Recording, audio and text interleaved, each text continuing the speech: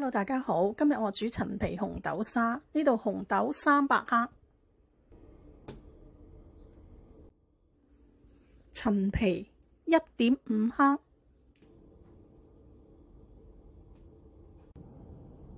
糖我用咗冰糖、片糖各1半，冰糖清甜，片糖味道濃郁，咁份量呢就隨自己口味而決定啦。陳皮浸軟。紅豆嘅處理方法有幾種，第一種呢，就將佢擺落冰格雪過夜，第二種呢，係浸佢1晚，第三種呢，係最少浸佢2個鐘。我今次呢啲紅豆呢，係冇浸過，因為即興煮啦，咁我洗乾淨之後就煮噶啦。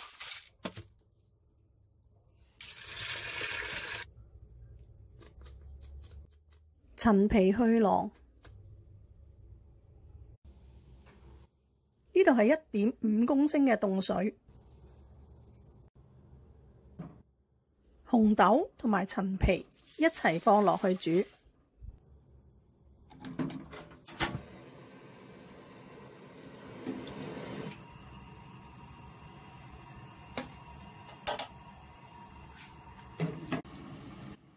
煮滾5分鐘之後熄火，焗佢30分鐘。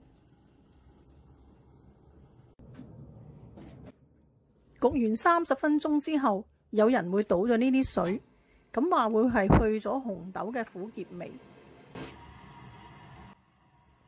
我今次呢係唔換水嘅，再煮滾之後轉小火，煮45分鐘。已經煮咗45分鐘，你可以攞個湯殼將部分紅豆搓爛。如果鍾意食整粒紅豆嘅話，就唔需要搓啦。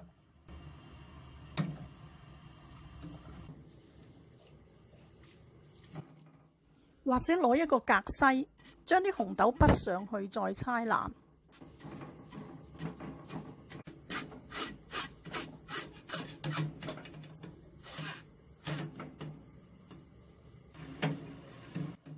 而家呢個狀態大概係一半搓爛咗，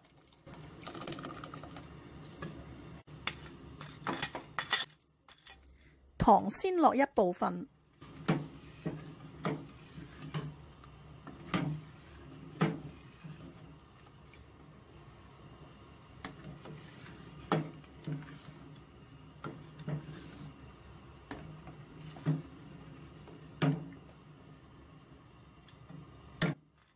唔夠甜嘅話再加糖。